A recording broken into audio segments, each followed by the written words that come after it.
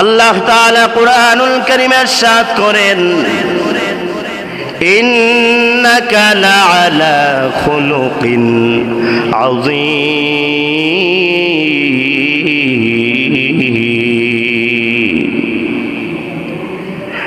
দুনিয়াবাসী শোনো, আল্লাহ তাআলা তার বন্ধু হযরত মুহাম্মদ মুস্তাফা সাল্লাল্লাহু আলাইহি ওয়াসাল্লামকে ডাক দিয়ে বলেন, হে নবী, আপনি হলো খুলুকে আজিমের অধিকারী, আপনি মহান চরিত্রের অধিকারী, আপনার চরিত্র হলো মহান, বড় সৌন্দর্যের চরিত্রের অধিকারী হলো আপনি। চরিত্র হলো, এই খুলুক হলো তিন প্রকার। কয় প্রকার? তিন প্রকার। একটা হলো খুলকে হাসানা, এক নাম্বার।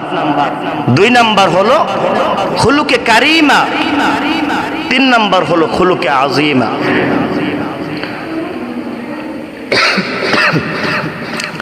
খুলুকে হাসানা কাকে বলে?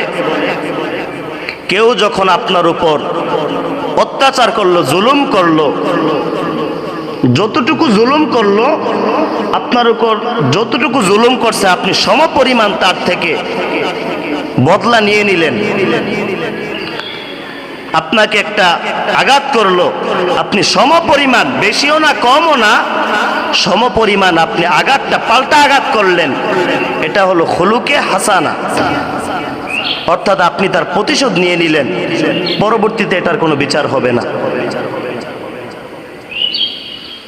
আর খুলুকে কারিমা হলো,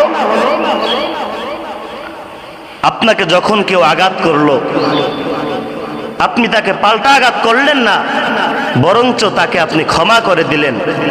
এটা হলো খুলুকে কারিমা, দুই নাম্বার চরিত্র। তিন নাম্বার হলো খুলুকে আজিমা, যেই চরিত্রের অধিকারী ছিলেন আমাদের নবী আকরাম সাল্লাল্লাহু আলাইহি ওয়াসাল্লাম।